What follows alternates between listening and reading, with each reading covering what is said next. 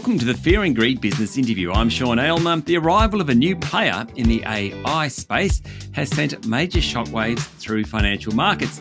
Chinese AI company DeepSeek was only founded about 18 months ago, but its new large language model app has been downloaded millions of times in just the last few days, and the market response has been swift. On Monday night, Australian time, chipmaker Nvidia fell 17%. Wiping $589 billion US dollars, that's not far off a trillion Aussie dollars, from its market cap, the biggest one-day value wipeout of any company in history. While in all likely Nvidia will rebound, and this interview is being recorded on Tuesday afternoon, the emergence of a Chinese competitor producing an AI model at a fraction of the cost has raised plenty of questions, and not just for Nvidia. As always, this podcast contains general information only, and you should seek professional advice before making investment decisions. We speak regularly to Roger Montgomery, founder and chief investment officer at Montgomery Investment Management. In October last year, we talked about AI and Roger's own concerns that it was being overhyped, with the real benefits to come in later waves. Roger, welcome back to Fear and Greed. Great to be with you, Sean. Thanks for having me on the program again. So, very quickly, what has DeepSeek done and why are we so worried? Well, evidently, I might even say apparently, they've developed a large language model, an AI-powered large language model for $6 million US dollars that is reportedly superior to ChatGPT and some of the other versions that are out there. That really is quite disruptive. And because valuations were so extreme for these AI-related stocks, there's been a bit of a reckoning or a bit of a realignment of expectations. Okay, so just let's dive into that. It's not so much the actual technology that's emerged. It's the fact that it's been done so cheaply. Is that what was really hit markets? Well, how do we even know that the Chinese haven't just copied ChatGPT? We don't. We don't, So I mean, the more technically savvy people might know that there's a difference or might be able to appraise a distinction between these large language models, but that's not my capability. It is remarkable. I think, and I don't know if anyone's talking about this, but I think that the timing of the announcement has something to do with undermining Donald Trump's Stargate $500 billion investment announcement over the last week or two. And consequently, when you start to think if you can build a large language model that's AI powered for $6 million US dollars, why does anyone need to invest $500 billion US dollars in the United States? So there's potentially an undermining element to this announcement. And I don't know whether or not that matters to investors, probably doesn't.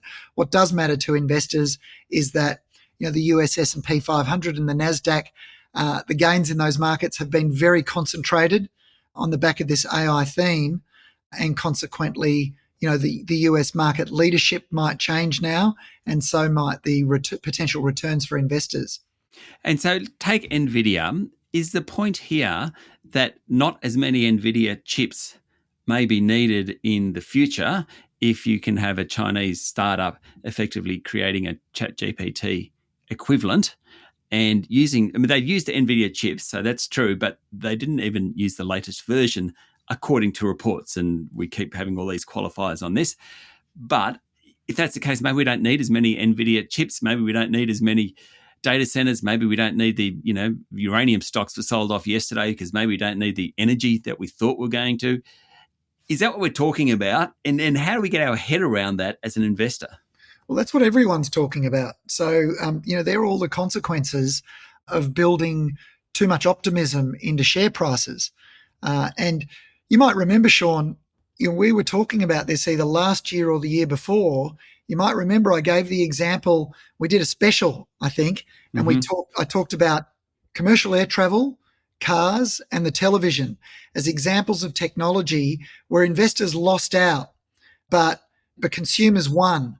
And this could very well be another example of that, where we've got new technology, consumers are the beneficiaries, and shareholders who paid too much and invested too much without knowing who the winner was going to be and how the competitive landscape was going to look in the future, which is always the great difficulty with new technology, they lose out. Stay with me, Roger. We'll be back in a minute.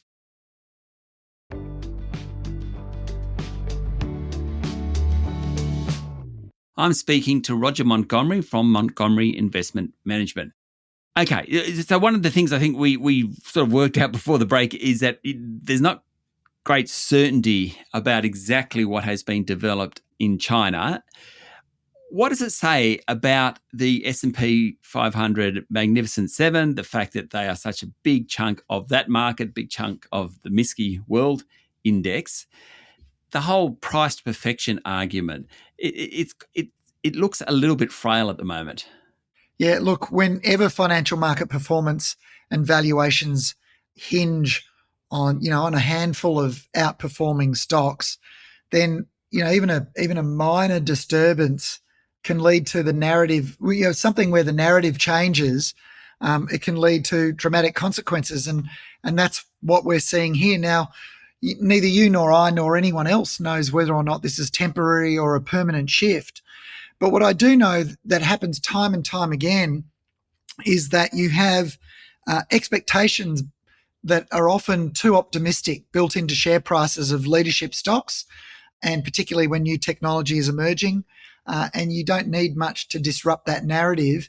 And that's what's happened here. The narrative has been disrupted, and because the S&P 500, the NASDAQ, the MSCI are all of the gains over the last few years have largely been driven, or a large percentage of those gains have been driven by just a handful of these stocks. When the narrative for the outlook of those companies changes, then so does the returns, which is why, last year I was suggesting that investors look at small caps rather than looking at these big cap stocks, and that the gap between the PE ratios of these mega caps and small caps would narrow.